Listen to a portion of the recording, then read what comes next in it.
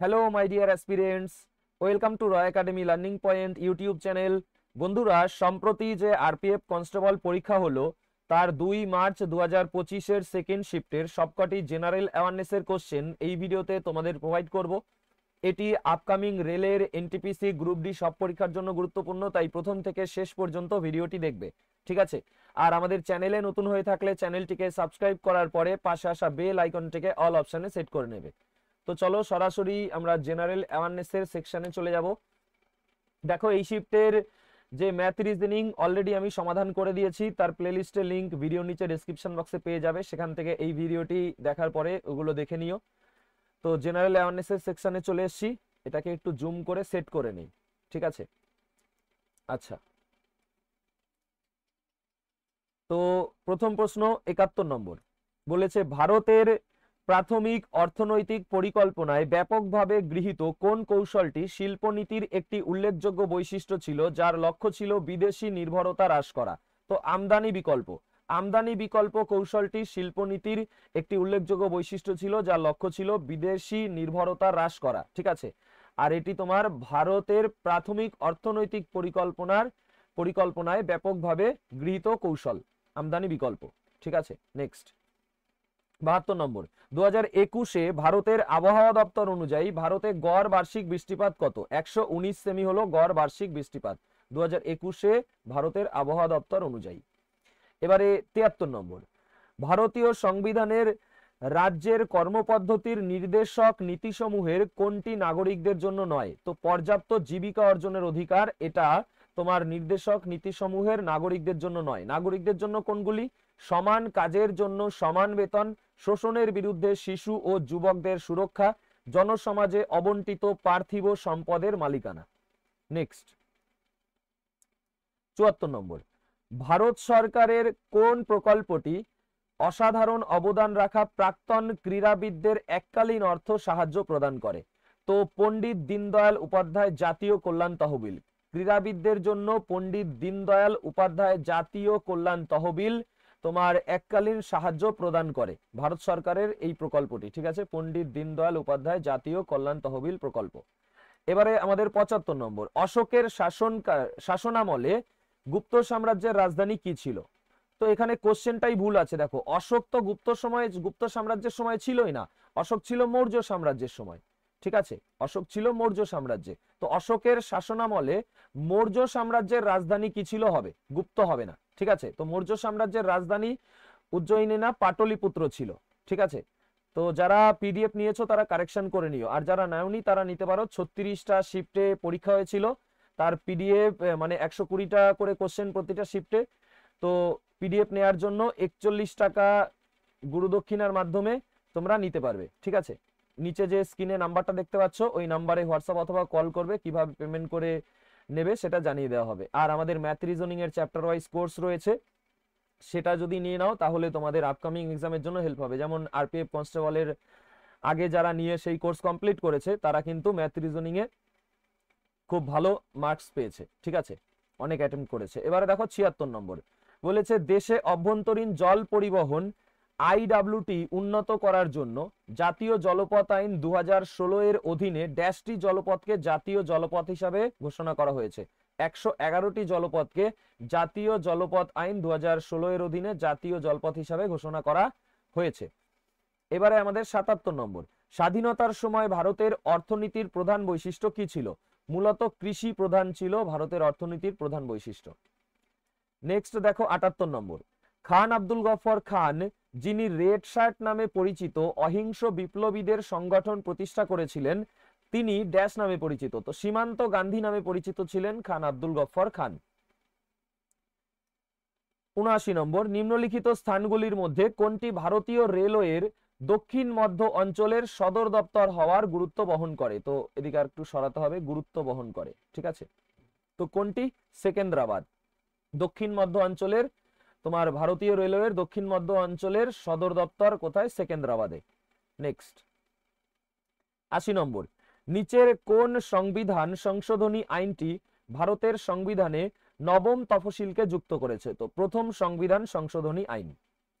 Next দেখো 81 নম্বর, কে নিশুম্ভ সুদিনী দেবীর মন্দির নির্মাণ করেছিলেন? তো নিশুম্ভ সুদিনী দেবীর মন্দির নির্মাণ করেছে বিজয়ালয়। নেক্সট 82 নম্বর, রান্নাঘরে ব্যবহৃত লেবু জাতীয় ফলে ভিটামিন সি থাকে। ভিটামিন সি ড্যাশ নামেও পরিচিত, তো অ্যাসকর্বিক অ্যাসিড নামেও পরিচিত। ভিটামিন সি এর রাসায়নিক নাম অ্যাসকর্বিক অ্যাসিড।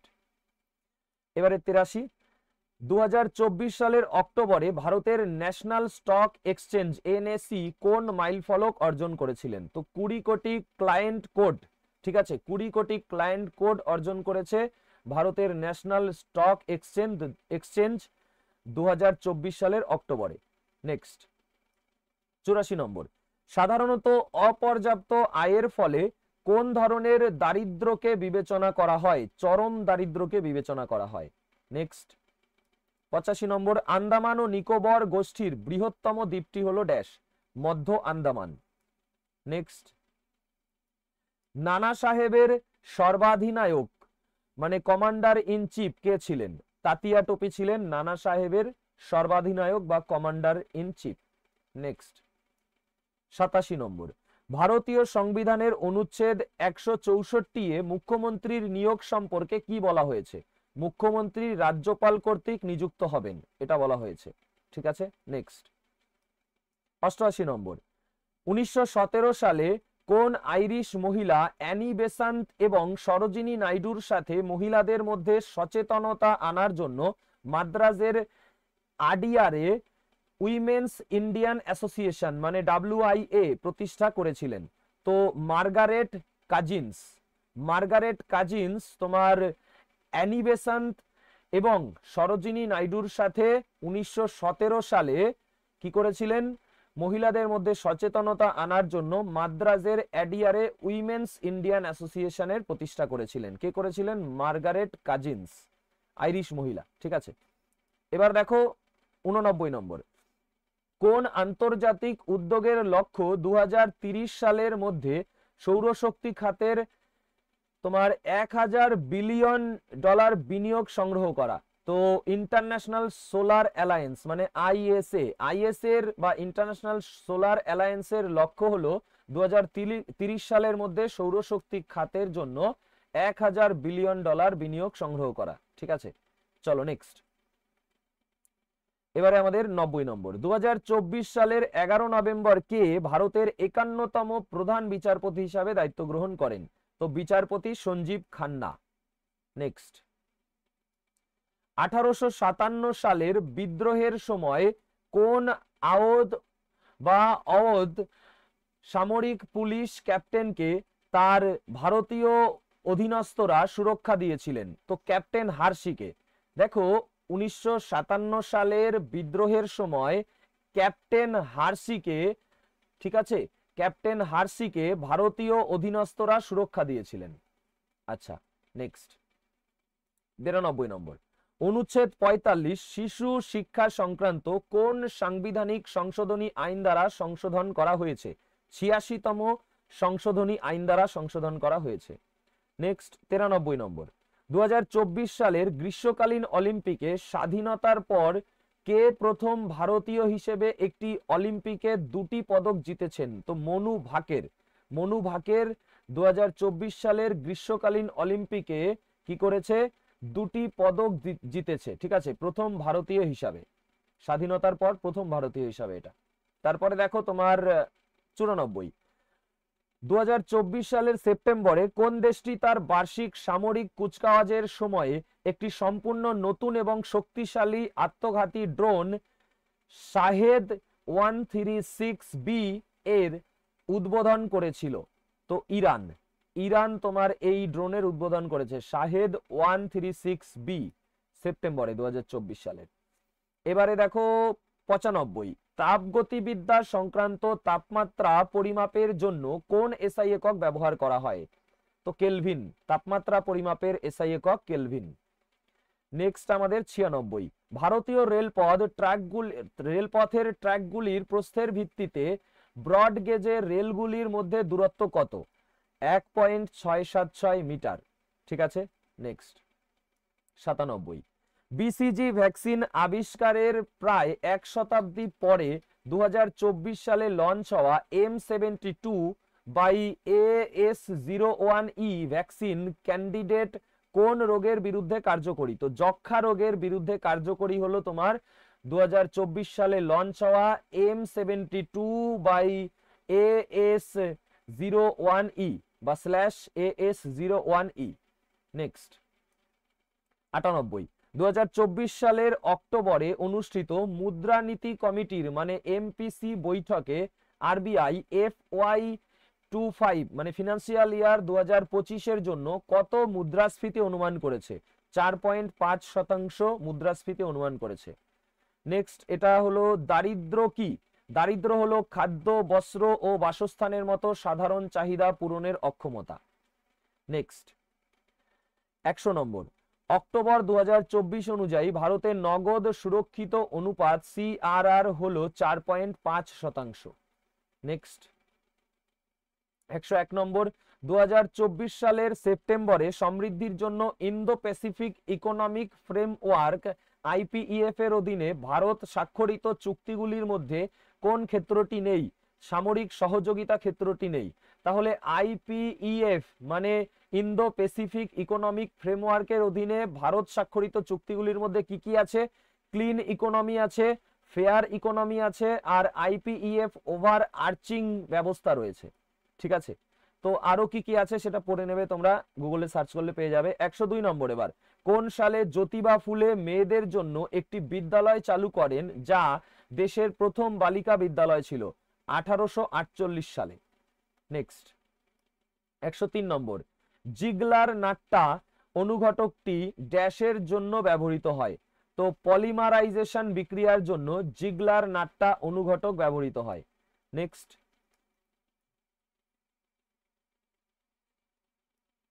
104 নম্বর, নিচের কোন সুফি সাধকদের মৃত্যুবার্ষিকী যা সাধারণত সংশ্লিষ্ট সাধকদের দরগা বা মাজারে অনুষ্ঠিত হয়? তো উর্স সুফি সাধকদের মৃত্যুবার্ষিকী তোমার সংশ্লিষ্ট সাধকদের দরগা বা মাজারে অনুষ্ঠিত হয়। নেক্সট 105 নম্বর, কোন রাশিটি সংরক্ষী বলের আওতাধীন একটি ব্যবস্থার জন্য সংরক্ষিত থাকে? মোট যান্ত্রিক শক্তি। মোট যান্ত্রিক শক্তি সংরক্ষী বলের আওতাধীন একটি ব্যবস্থার জন্য সংরক্ষিত থাকে। 106 নম্বর, নিচের কোনটি ভারতে দারিদ্র হ্রাস করার জন্য একটি সরকারি কর্মসূচি? NRLM। নেক্সট 107 নম্বর, 1930 সালে কে তার বিখ্যাত ভাষণে উত্তর পশ্চিম ভারতে একটি মুসলিম রাজ্য গঠনের উপর জোর দিয়েছিলেন? স্যার মোহাম্মদ ইকবাল। স্যার মোহাম্মদ ইকবাল 1930 সালে তার বিখ্যাত ভাষণে উত্তর পশ্চিম ভারতে একটি মুসলিম রাজ্য গঠনের উপর জোর দিয়েছিলেন। নেক্সট 108 নম্বর, ওমনি অ্যাক্টিভ হেলথ টেকনোলজি 2024 সালে ইনোভেট বায়োলাইফকে অধিগ্রহণ করেছে। ইনোভেট বায়োলাইফ কিসের জন্য পরিচিত? উদ্ভিদ স্বাস্থ্য সমস্যার সমাধানের জন্য পরিচিত। ইনোভেট বায়োলাইফ উদ্ভিদ স্বাস্থ্য সমস্যার সমাধানের জন্য পরিচিত। নেক্সট 109 নম্বর, চুম্বকীকরণের অর্থাৎ ম্যাগনেটিজেশন এর একক হলো অ্যাম্পিয়ার প্রতি মিটার। নেক্সট 110 নম্বর, কবে পূর্ণ স্বরাজের স্লোগানটি লক্ষ্য হিসাবে গৃহীত হয়? 26 জানুয়ারি 1930 সালে। নেক্সট 111 নম্বর, নিম্নলিখিত কোন সাংবিধানিক সংশোধনী আইন ভারতীয় সংবিধানে 10তম তফসিল যুক্ত করেছে? 52তম সংশোধনী আইন ভারতীয় তফসিলে 10তম ভারতীয় সংবিধানে 10তম তফসিল যুক্ত করেছে। নেক্সট 112 নম্বর, স্বামী বিবেকানন্দ কত সালে শিকাগোয় আয়োজিত বিশ্ব ধর্ম মহাসভায় ভারতের প্রকৃত দর্শন ও সংস্কৃতি বিশ্বের কাছে প্রচার করেছিলেন? 1893 সালে। নেক্সট 113 নম্বর, নিচের কোন রাজ্য বিধানমণ্ডলের নির্বাচন পরিচালনা করে? ভারতের নির্বাচন কমিশন বিধানমণ্ডলের নির্বাচন পরিচালনা করে। নেক্সট 114 নম্বর, 2024 সালে ভারত তার প্রথম গগনযান মিশনের জন্য বায়ুসেনা বাহিনীর বাছাই করা 4 জন পাইলটের নাম ঘোষণা করেছিলেন। এই মিশনের মূল উদ্দেশ্য কি? এই মিশনের মূল উদ্দেশ্য মহাকাশে মহাকাশচারীদের পাঠানো এবং তাদের ফিরিয়ে আনা। নেক্সট 115 নম্বর, উত্তর পশ্চিম ভারতে শীতকালে নিম্নলিখিত কোন জেট প্রবাহের অর্থাৎ উচ্চ বাতাস প্রবাহের দক্ষিণ শাখা গুরুত্বপূর্ণ ভূমিকা পালন করে? উপক্রান্তীয় পশ্চিমা জেট প্রবাহ। উপক্রান্তীয় পশ্চিমা জেট প্রবাহ তোমার উত্তর পশ্চিম ভারতে শীতকালে গুরুত্বপূর্ণ ভূমিকা পালন করে। নেক্সট 116 নম্বর, 2024 সালের অক্টোবরে কিউআইপি এর মাধ্যমে কত দামে 25.96 কোটির শেয়ার অধিগ্রহণ করে ব্যাংক অফ মহারাষ্ট্রে এলআইসি তার অংশীদারিত্ব বৃদ্ধি করে 7.10% করেছে? 57.36 তোমার 57.36 টাকা দামে, ঠিক আছে, 25.96 কোটি শেয়ার অধিগ্রহণ করেছে। প্রত্যেকটা শেয়ারের দাম 57.36 টাকা। এত দামের 25.96 কোটি শেয়ার অধিগ্রহণ করে ব্যাংক অফ মহারাষ্ট্রে এলআইসি তার অংশীদারিত্ব বৃদ্ধি করে 7.10% করেছে। ঠিক আছে, কিসের মাধ্যমে? কিউআইপির মাধ্যমে 2024 সালের অক্টোবরে। নেক্সট 117 নম্বর, নিম্নলিখিতগুলির মধ্যে কোনটি প্রধানত শ্রমনিবিড় কৃষি এবং সর্বোচ্চ উৎপাদন অর্জনের জন্য উচ্চ মাত্রায় জৈব রাসায়নিক ইনপুট ও সেচ ব্যবহার করে? তো উত্তর হলো নিবিড় জীবিকা ভিত্তিক কৃষি। নিবিড় জীবিকা ভিত্তিক কৃষি প্রধানত শ্রমনিবিড় কৃষি এবং সর্বোচ্চ উৎপাদন অর্জনের জন্য উচ্চ মাত্রায় জৈব রাসায়নিক ইনপুট ও সেচ ব্যবহার করে। নেক্সট 118 নম্বর, উত্তরাখণ্ডের উত্তরায়ণী মেলা ভারতীয় উৎসব ড্যাশের সঙ্গে সম্পর্কিত? মকর সংক্রান্তির সঙ্গে সম্পর্কিত। নেক্সট 119 নম্বর, 2024 সালের ফেব্রুয়ারিতে ভারতীয় ডিফেন্স অ্যাকুইজিশন কাউন্সিল ডিএসি 2020 অনুমোদিত সংশোধনীর অধীনে প্রতিরক্ষা খাতে ক্রয় বাড়ানোর জন্য কোনটি বৃদ্ধি করা হয়েছিল? স্টার্টআপ ও এমএসএমই থেকে উন্নত প্রযুক্তি ক্রয় বৃদ্ধি করা হয়েছিল। নেক্সট 120 নম্বর, কোন প্রধান নদীটি উপদ্বীপীয় মালভূমিকে দুটি প্রধান ভাগে বিভক্ত করেছে? ঠিক আছে, দুটি ভাগে বিভক্ত করেছে। তো নর্মদা নদীটি উপদ্বীপীয় মালভূমিকে দুটি ভাগে বিভক্ত করেছে। ঠিক আছে, তো বন্ধুরা আশা করি ভিডিওটি ভালো লেগেছে। ভিডিওটি ভালো লাগলে লাইক করে দিও, বন্ধুদের সাথে শেয়ার করে দিও। দেখা হবে পরের ক্লাসে। ততক্ষণ পর্যন্ত সবাই সুস্থ থেকো এবং ভালো থেকো। Take care. জয় হিন্দ, জয় ভারত।